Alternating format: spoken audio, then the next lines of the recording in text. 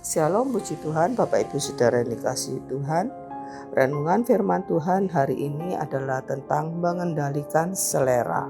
Saya yakin kita semua tahu, paham bahwa setiap orang memiliki selera atau kesukaan akan sesuatu yang berbeda-beda satu dengan yang lainnya. Dalam hal selera makan, dalam hal selera bermusik, dalam hal selera berbusana, dan lain-lainnya. Ada orang yang tidak suka dengan makanan-makanan Eropa, makanan-makanan Jepang. Seleranya hanya makanan-makanan khas Indonesia. Tapi ada orang yang lebih suka, lebih berselera kepada makanan-makanan dari Eropa, dari Jepang, dan sebagainya. Dalam hal bermusik pun juga ada orang yang menyukai musik jazz, ada yang menyukai musik klasik, ada yang menyukai musik-musik khas Indonesia seperti dangdut, campur sari, dan sebagainya. Nah, di dalam hal perbedaan selera, kita harus memahami dan kita tidak bisa memaksakan kehendak kita atau selera kita untuk orang lain juga memiliki selera yang sama. Di dalam sepanjang hal menyangkut hal-hal yang tidak prinsip, hal-hal yang tidak berurusan dengan moral, dengan perbuatan baik, tentu hal itu masih bisa dikompromi. Dalam hal selera makan misalkan, kita masih bisa berusaha untuk mengikuti atau mengimbangi selera orang lain. Tetapi ketika berkaitan dengan hal-hal moral, berkaitan dengan hal-hal prinsip-prinsip kebenaran, bahkan berkaitan dengan hal-hal yang buruk, berkaitan dengan karakter, maka kita tidak boleh sembarangan, kita harus berhati-hati. Misalkan kita punya teman yang punya selera humornya itu cenderung kepada humor yang porno.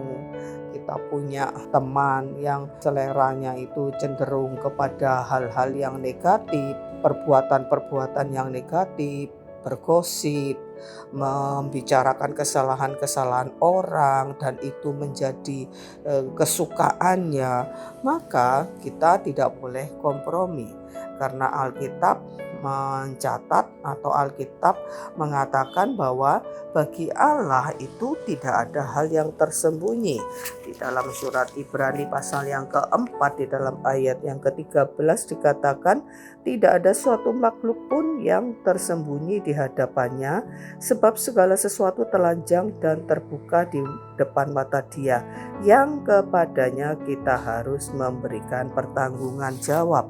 Ini yang penting, bahwa kita harus mempertanggungjawabkan setiap apapun perbuatan kita di hadapan Tuhan, dan tidak ada hal yang bisa kita sembunyikan. Karena itu kita harus selalu mengendalikan selera kita untuk hal-hal yang tidak beresiko, hal-hal yang tidak berkaitan dengan prinsip-prinsip kebenaran firman Tuhan, seperti selera makan, selera berbusana, dan sebagainya. Tentu hal itu tidak begitu penting ya untuk menjadi perhatian kita.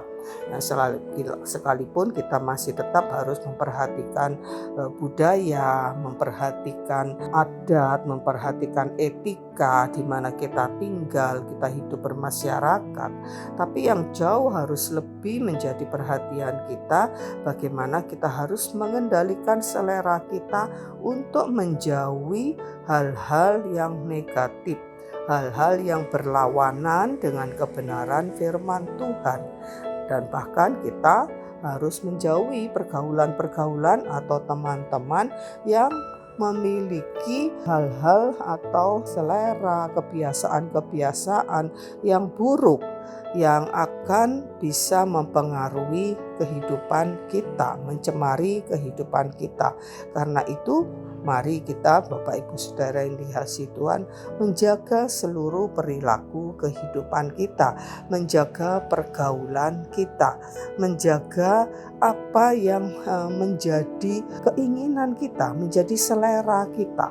Ya, sekalipun ya kita punya hak atas kehidupan kita pribadi ya di dalam pilihan-pilihan kita, tapi kita harus juga memikirkan bahwa kita hidup di tengah-tengah komunitas, di tengah-tengah orang-orang, teman-teman, di antara keluarga, di antara masyarakat, ya di mana kita harus juga menjaga kehidupan kita, menjaga perilaku kita agar kita tidak menjadi batu sandungan bagi orang lain. Untuk kita bisa menjadi berkat, bahkan kita bisa menjadi terang di tengah-tengah dunia yang gelap ini. Karena itu mari kita menjaga perilaku kita, bahkan selera-selera kita, hobi-hobi kita juga harus kita perhatikan supaya itu tidak berlawanan dengan kebenaran firman Tuhan dan tidak menjadi batu sandungan bagi orang lain, tetapi bahkan kita harus menjadi berkat bagi orang lain di mana kita tinggal, di dalam komunitas, baik dalam komunitas terkecil, di dalam keluarga, di dalam pertemanan, ya di dalam pergaulan, apalagi dengan orang-orang yang tidak percaya, supaya kita boleh memuliakan nama Tuhan dan kehidupan kita bisa menjadi berkat bagi orang lain. Amin. Puji Tuhan. Mari kita berdoa. Tuhan, kami bersyukur Tuhan memberikan kepada kami keinginan, selera, ya Tuhan, untuk kami bisa menjalani, menikmati kehidupan kami ya Tuhan. Tolong kami Tuhan untuk kami bisa mengendalikan keinginan kami, mengendalikan selera kami, supaya tidak menjadi berdosa dan kehidupan kami ya Tuhan tidak menjadi batu sandungan bagi orang lain, tetapi justru kehidupan kami boleh menjadi berkat bagi banyak orang. Terima kasih Tuhan untuk nasihat firman-Mu hari ini, dan kami mengucap syukur di dalam nama Yesus kami berdoa. Amin. Puji Tuhan, Tuhan memberkati.